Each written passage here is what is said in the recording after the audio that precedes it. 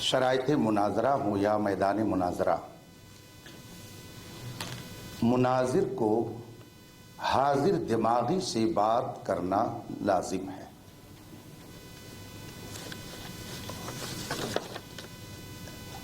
جو انہوں نے ھذا حدیث صحیح الاسناد اور صحیح الاسناد اسناد کی بات کی ہے، کیا اس جملے کو میں نے حدیث قرار دیا ہے؟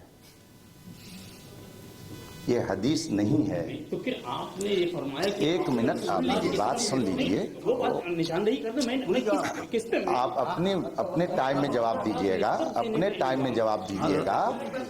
آپ نے خود اوپر ترجمہ کیا ہے کہ امام حاکم المستدرک میں صحیح سند کے ساتھ نقل فرماتے ہیں، تو یہ تو عبارت خود بتا رہی ہے کہ یہ حدیث نہیں ہے، یہ محدث کا اپنا ارشاد ہے۔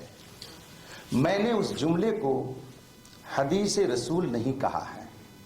آپ میری آواز کو سماعت کر سکتے ہیں۔ اس جملے کو آپ نے سمجھنے میں خطا کی کہ میں نے اسے حدیث رسول فرمایا کہا ہے۔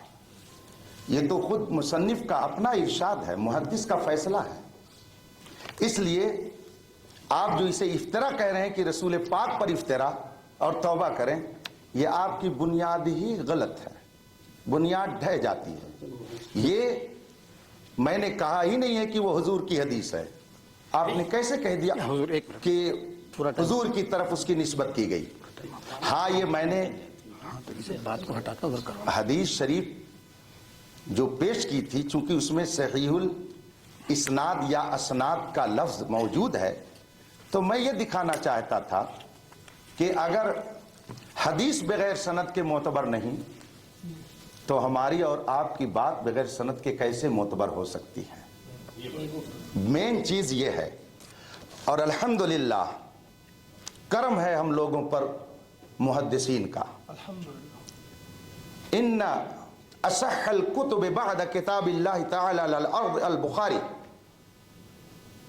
روئے زمین پر قرآن کریم کے بعد صحیح ترین کتاب بخاری شریف ہے۔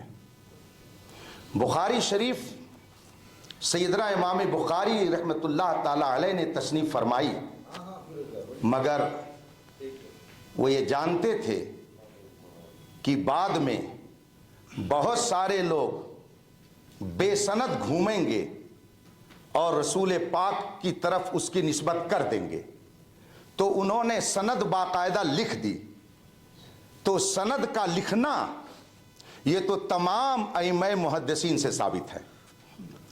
سند جو آپ فرما رہے ہیں، حدثنا فلاں حدثنا فلاں حدثنا فلاں، اور پھر اس کے بعد میں قال ابو ہریرہ قال سعید الخدری قال فلاں، تو یہ سند انہوں نے جو لکھی ہے، سلسلہ روایات جو انہوں نے لکھا ہے، تو سند کا لکھنا اسی وقت رائج ہو گیا تھا تاکہ کوئی جھوٹا آدمی محدث بن کر رسول پاک کی طرف غلط حدیث منسوب نہ کر سکے۔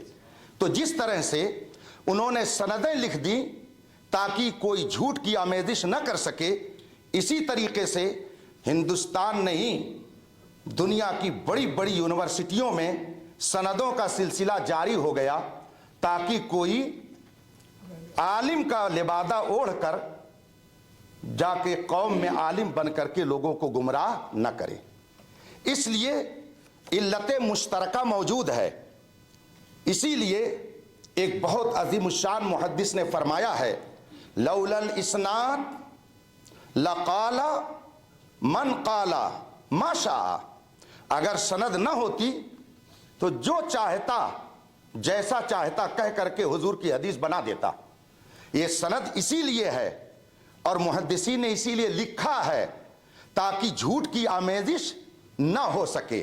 تو سندیں اسی لیے جاری ہوئیں تاکہ کوئی جعلی جو صرف حافظ اور صرف مولوی ہو، علامہ اور مفتی بن کر کے قوم کو گمراہ نہ کر سکے۔ تو تو وہاں بھی سند جو لکھی گئی کذب سے بچانے کے لیے، گمراہی سے بچانے کے لیے اور جھوٹ بولنے سے لوگوں کو روکنے کے لیے، اور یہ سندیں جو دی جا رہی ہیں یہ بھی اسی مقصد کے تحت تاکہ غیر عالم اپنے آپ کو عالم بنا کر قوم کے سامنے نہ پیش کر سکے۔ تو یہ قیاس مع الفارق نہیں ہے بلکہ علت مشترکہ موجود ہے، اور جب علت مشترکہ موجود ہو تو اس کو قیاس مع الفارق کہنا خود ہی قیاس مع الفارق ہے، اس لیے یہ بات صحیح نہیں ہے۔ لہذا ہم نے ھذا حدیث صحیح الاسناد کو حضور کا قول نہیں بتایا، آپ نے بھی میری طرف جھوٹ بات منسوب کر دی، تو ایک مجرم تھے اب دو مجرم ہو گئے۔ اس لیے اس بات کو آپ تسلیم کیجئے کہ خطائیں ہو رہی ہیں۔ اب کتنی خطاؤں پر نظر اندازی کا قلم چلایا جائے آپ ارشاد فرمائیں، لیکن میں یہ چاہوں گا کہ آپ نے پہلے چونکہ کہا تھا کہ بجائے لمبی گفتگو کرنے کے جو مناظرہ کا موضوع ہے اور شرائط ہیں اس پر گفتگو ہو جائے، اس لیے میں گزارش کروں گا اپنی بات کو ختم کرتے ہوئے کہ آپ کی طرف سے چیلنج مناظرہ آیا تھا تو آپ اپنا موضوع مناظرہ متعین فرمائیں تاکہ گفتگو آگے بڑھائی جا سکے۔ جی قبلہ مفتی صاحب، میں یہاں پہ یہ نہیں سمجھ پایا کہ آپ یہ جو فرما رہے ہیں، یہ جو جس کو پڑھنے کے لیے آپ نے فرمایا تھا، مطلب آیا وہ حدیث ہے یا نہیں ہے؟ یہ اس کے تعلق سے کچھ تھوڑا ہاں یا نام ہے کوئی ارشاد فرمائیں، جس کو پڑھنے کے لیے فرمایا تھا آپ نے کہ اس کو پڑھ دیجئے، وہ حدیث ہے یا نہیں؟ جواب میں بات آپ پوری کر لیں۔ اصل میں اصول مناظرہ یہ ہے کہ ایک آدمی اپنے وقت میں جب پوری بات کر دے تب اس کی ہر بات کا جواب دیا جائے۔ نہیں، اس وقت میری اجازت میں اپنے وقت میں نہیں، وہ نہیں ہوتا ہے، آپ پوری بات کہہ لیجیے۔ آپ ہی فرما رہے ہیں کہ گفتگو بڑھائی نہ جائے، تو میں نے اسی پر تو کہا کہ موضوع مناظرہ پر گفتگو کریں تاکہ بات آگے بڑھے۔ اتنی ساری باتیں آپ کی میں نے مان لی تو کم از کم اب تو آگے گفتگو شروع۔ چونکہ وقت میرا ہے، جس کی میں نے اجازت ہے وہ تو آپ نے نہیں فرمایا۔ جی آگے پڑھیں گے، لیکن جو مفتی صاحب نے کیا ہے یہ آپ بار بار فرماتے ہیں کہ مناظرہ کیا ہے؟ توجہ المتخاصمین فی النسبۃ بین الشیئین اظہار للحق والصواب، دو کیا ہے فریق کا کسی ایک نسبت میں غور و خوض کرنا، یعنی توجہ دینا، مقصد کیا ہے؟ حق کو ظاہر کرنا۔ تو ہمارے سینے میں کہ کچھ عدم ہونی چاہیے، یہ کیا نام ہے فوقیت، برتری، اور کیا ہے تعالی نہیں کہ میں فریق مخالف کو زیر کر دوں تو میری برتری ہو جائے، نہیں، ہم جس چیز میں ہم لوگوں کو تھوڑا اس کو ظاہر کرنا ہے، تو یہ ہر کے اندر جذبہ ہونا چاہیے۔ تو یہاں کیا نام ہے، اب وہی بات کہ آپ نے فرمایا تھا، آپ نے رسول اللہ صلی اللہ علیہ وآلہ وسلم کی طرف غلط بات منسوخ کیا ہے، تو میں نے عرض کیا مفتی صاحب اسناد پڑھنے میں کون سی غلط بات منسوخ ہو جا رہی ہے؟ یہ میں آپ سے بھائی غلطی یہی تو تھی کہ مفتی قاری صاحب نے اسناد کے بجائے اسناد کہہ دیا، جس کی بنا پر مفتی صاحب نے فرمایا کہ آپ نے آقا صلی اللہ علیہ وآلہ وسلم کی طرف غلط بات منسوخ کیا ہے، تو آیا اسناد کہنے میں کون سی غلط بات منسوخ ہو جا رہی ہے؟ میرا ہی مطالبہ تھا، وہ جملہ حدیث کا ہے ہی نہیں ہے۔ مصباحی صاحب جی حضرت نے بھی وقت میں آپ کا ہے، چلیے آپ کا اجازت نہیں، ہم بھی کچھ پوچھ سکتے ہیں، اگر آپ بولیں تو ہم بھی پوچھ سکتے ہیں۔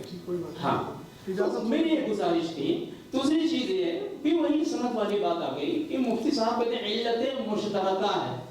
جی میں نے یہ عرض کیا اس سند کیا وہاں ہر راوی کے واسطے کیا وہاں ایسی جیسی سند طلب کی جا رہی ہے؟ وہ کیا ہے؟ دیکھیں فرمان معصوم آقا صلی اللہ علیہ وآلہ وسلم جو اللہ رب العزت کے برگزیدہ رسول ہیں، تو آپ کا فرمان بہت حیثیت رکھتا ہے، لہذا یہ پرکھنے کے واسطے آیا یہ آقا صلی اللہ علیہ وآلہ وسلم ہی کا فرمان ہے یا کسی غیر کا فرمان ہے، ظاہر سی بات ہے اس کے واسطے سند ہونا ضروری ہے. لیکن یہ کہ یہ جو شخص پڑھ رہا ہے قرآن ہی ہے یا قرآن نہیں ہے، آیا جو پڑھ رہا ہے یہ حدیث ہے یا نہیں ہے، اس کے لیے سند، کاغذ والی سند کا ہونا کیا ضروری ہے؟ بھئی تو ظاہر ہے قرآن پڑھ رہا ہے کسی ایک مجمع میں، ہر کوئی بیٹھا ہوتا ہے سمجھ جاتا ہے قرآن ہے یا نہیں ہے. حدیث پڑھنے کے لیے کاغذ کی سند ہونا ضروری نہیں ہے، لہذا اس سند سے اس پر استدلال کرنا درست نہیں ہے. یہ میں نے عرض کیا تھا. میں نے آپ کو کوئی الزام نہیں دیا، بلکہ میں نے آپ سے پوچھا تھا کون سی غلط بات کی نسبت ہو جا رہی ہے.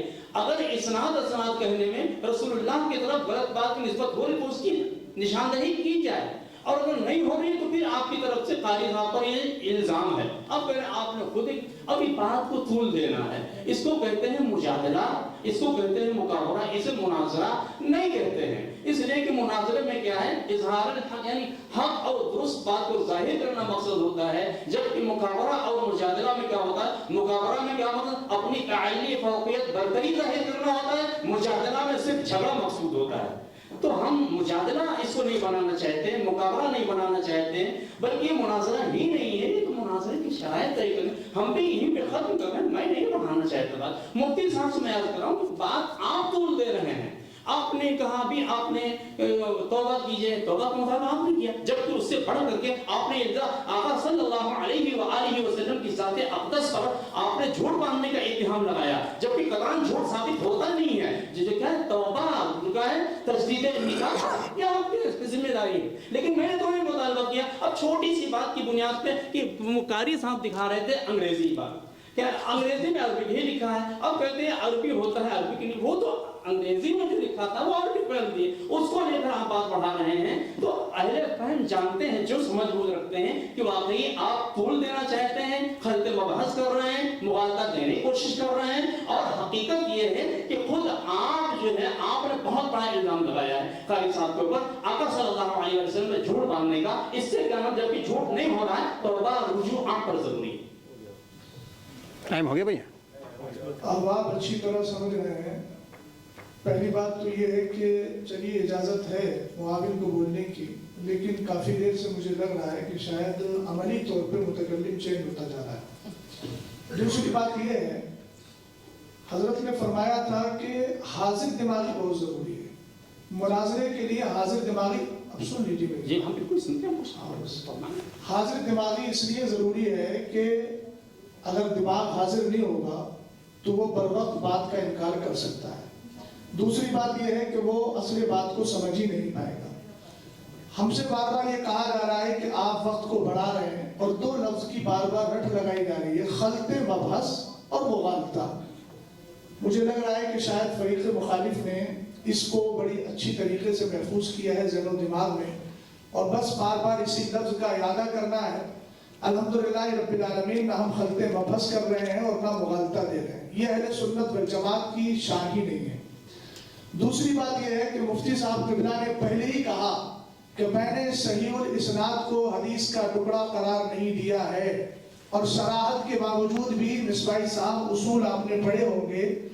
پہلی بات تو مفتی صاحب قبلہ نے یہ جملہ بولا ہی نہیں، اور برسبیل تنزل اگر مان لیا جائے تو انکار کا توبہ، یہ اصول فقہ کو اٹھا لیجیے آپ کو اچھی طرح پتہ چل جائے گا. تیسری بات میں آپ سے عرض کرنا چاہ رہا ہوں، آپ جو بار بار کہہ رہے ہیں کہ اس میں جو اسناد ہے حدیث پاک میں، مجھے یہ بتائیے کہ محدثین اپنے شیخ سے اجازت لیتے تھے کہ نہیں؟ ان کو مکتوب اجازت ہوتی تھی کہ نہیں؟ کیا وہ کاغذ پہ لکھی ہوئی سند ہوتی تھی کہ نہیں ہوتی تھی؟ اصول محدثین آپ نے پڑھے ہوں گے، نخبۃ الفکر اور نزہۃ النظر کا مطالعہ کر لیجئے. قراءتن علیہ، اسی طریقے سے اجازنی یا کتب لی، اس طرح کے جو جملے آتے ہیں، کیا وہ کاغذ کی سند نہیں تھی؟ محدثین جو اپنے شاگردوں کو عطا فرماتے تھے. اسی طریقے سے آپ جامعہ اشرفیہ سے فارغ ہیں، مصباحی ہیں، آپ نے بھی اپنے استادوں سے حدیث کی سند لی ہوگی. مطالبہ میں آپ سے عرض کر رہا ہوں، سن لیں. آپ نے بھی اپنے اساتذہ سے کاغذ کی سند لی، اور آپ کو معلوم ہے سند و اجازت الحدیث، سند و اجازت الفقہ وغیرہ کے کلمات لکھے رہتے ہیں.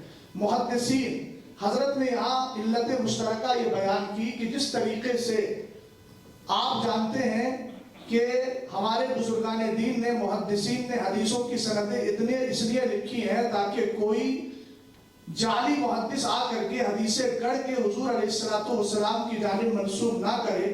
اس بنیاد پر وہاں انہوں نے جو ہے حدیثوں کی سندیں لکھ دی، ایک بات۔ دوسری بات، آپ نے علت مشترکہ کے طور پہ یہ فرمایا، اسی طریقے سے ہمارے مدارس سے سند دی جاتی ہے تاکہ کوئی آج جاہل بھی ہے، عالم کا لبادہ اوڑھے، ایسے ملاؤں سے ایمان بچائے رکھنا، کہیں ایسا نہ ہو کہ کوئی عالمانہ شکل و صورت میں آ کے اور محض حفظ کی سند لے کر اور خود کو عالم اور پڑھا لکھا ثابت کر کے آپ کے ایمان عقیدے کو برباد نہ کر دے۔ اس لیے ہمارے بزرگوں نے یہ سلسلہ جاری کیا تاکہ مستند لوگ ہی قوم کی ترجمانی کریں۔ یہ حضرت کی گفتگو کا مطلب تھا۔ حضرات بسم اللہ الرحمن باقی ہے۔ بسم اللہ الرحمن الرحیم۔ مصباحی صاحب نے بار بار کہا کہ گفتگو کو طویل نہ کیا جائے، حالانکہ وہ خود ہی طویل کر دیتے ہیں، خود ہی کر دیتے ہیں۔ چلیے خیر کوئی بات نہیں، پھر میں اس کی صراحت کر رہا ہوں کہ صحیح الاسناد کو میں نے رسول پاک صلی اللہ علیہ وسلم کا ارشاد بتایا ہی نہیں ہے، سب آڈیو اور ویڈیو میں موجود ہے۔ آپ کو اطمینان نہ ہو، آپ دیکھ لیجئے، سن لیجئے، پھر اس پر آپ سے گفتگو ہو جائے گی۔